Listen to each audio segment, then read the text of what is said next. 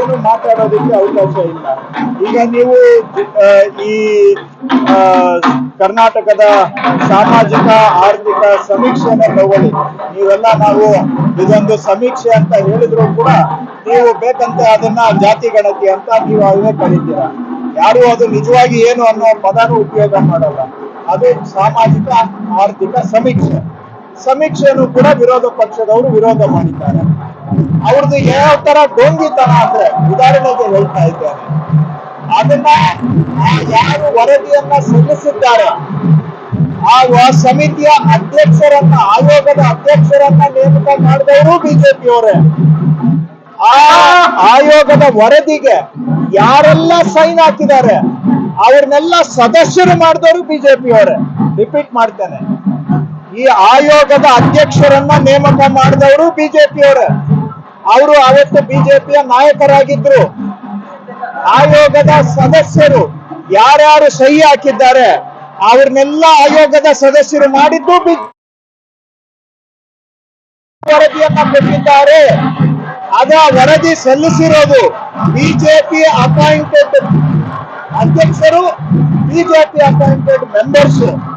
ಅವರೇ ವರದಿಯನ್ನ ಕೊಟ್ಟುಬಿಟ್ಟು ಇವತ್ತು ಅವರೇ ಇಲ್ಲಿ ವಿರೋಧ ಮಾಡ್ತಾರೆ ಅಂದ್ರೆ ಇದಕ್ಕಿಂತ ಡೋಂಗಿತನಕ್ಕೆ, ಇದಕ್ಕಿಂತ ದ್ವಂದ್ವ ನಿಲುವಿಗೆ, ಇದಕ್ಕಿಂತ ರಾಜಕೀಯ ಮೇಲಾಟ ಇದೆ. ಇನ್ನೊಂದು ಉದಾಹರಣೆ ಬೇಕಾ? ಇದು ಬಿಜೆಪಿಯವರ ನಿಜವಾದ ಬಣ್ಣ, ಡೋಂಗಿತನನೇ ಅವರ ನಿಜವಾದ ಬಣ್ಣ. ಅದಕ್ಕೆ ನಾವು ಹೇಳೋದು ಸುಮ್ಮನೆ ಮಾತಿಗಲ್ಲ, ಅದು ಬಿಜೆಪಿ ಅಂದ್ರೆ ಭಾರತೀಯ ಜುಮ್ಲಾ ಪಾರ್ಟಿ ಅಂತ. ಈ ಸಮೀಕ್ಷೆ ಕೊಟ್ಟಿರುವಂತ ಆಯೋಗ ಯಾವುದಿದೆ, ಆಯೋಗವನ್ನ ನೇಮಿಸಿದಂತವರು ಬಿಜೆಪಿಯವರು. ಇವತ್ತು ಅದಕ್ಕೆ ವಿರೋಧ ಮಾಡ್ತಾರೆ ಅವರೇನೆ. ಹಾಗಾದ್ರೆ ವಿರೋಧ ಮಾಡುವಾಗಿದ್ರೆ ಅದನ್ನ ಯಾಕೆ ಅವರು ಸದಸ್ಯರುಗಳು ಅದಕ್ಕೆ ಸರಿ ಹಾಕಿಕೊಂಡು, ಅವ್ರದ್ದು ಸರ್ಕಾರ ಇತ್ತು, ಇದ್ರಲ್ಲಿ ಏನಾದ್ರೂ ನ್ಯೂನ್ಯತೆ ಇದ್ದಿದ್ರೆ, ಮಾನ್ಯ ಯಡಿಯೂರಪ್ಪನವರು ಅಧ್ಯಕ್ಷರ ಸಿಎಂ ಆಗಿದ್ರು, ಮಾನ್ಯ ಬೊಮ್ಮಾಯಿ ಅವರು ಸಿಎಂ ಆಗಿದ್ರು, ಅದಕ್ಕೆ ಮೊದಲು ಮಾನ್ಯ ಕುಮಾರಸ್ವಾಮಿ ಅವರು ಸಿಎಂ ಆಗಿದ್ರು, ಆವತ್ತು ಈ ವರದಿಯನ್ನ ತೆಗೆದುಕೊಂಡು ಸರಿ ಇಲ್ಲ ಅಂತ ತಿರಸ್ಕಾರ ಮಾಡ್ಬೋದಾಗಿತ್ತಲ್ಲ.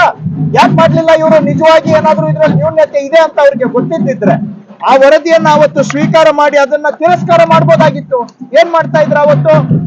ದಯವಿಟ್ಟು ಇದ್ರಲ್ಲಿ ಅರ್ಥ ಮಾಡ್ಕೊಳ್ಳಿ, ಬಿಜೆಪಿಯವರಿಗೆ ಈ ತರ ಡೊಂಗಿ ರಾಜಕೀಯ ಮಾಡ್ಬೇಕು ಬಿಟ್ರೆ ಯಾವ ವಿಷಯದ ಬಗ್ಗೆನೂ ಅವರಿಗೆ ನಿಜವಾದ ಕಾಳಜಿ ಇಲ್ಲ ಅನ್ನೋದನ್ನ ಅರ್ಥ ಮಾಡ್ಕೋಬೇಕು. ಇದ್ರಲ್ಲಿ ಆಯೋಗ ರಿಪೋರ್ಟ್ ಕೊಟ್ಟಿರೋದು ಬಿಜೆಪಿಯವರು.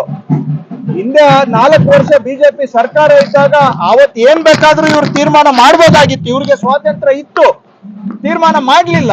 ಇವತ್ತು ವಿರೋಧ ಮಾಡ್ಬೇಕು ಅಂತ ಹೇಳಿ ವಿರೋಧ ಮಾಡ್ತಾರೆ. ಹಾಗಾಗಿ ಅದಕ್ಕೆ ಅವ್ರ ಅಭಿಪ್ರಾಯ ಏನಿದ್ರೆ ಹೇಳಿ, ಅದು ಇನ್ನೊಂದು ಘಟನೆ ಇರ್ಬೋದು, ಮತ್ತೊಂದು ಘಟನೆ ಇರ್ಬೋದು.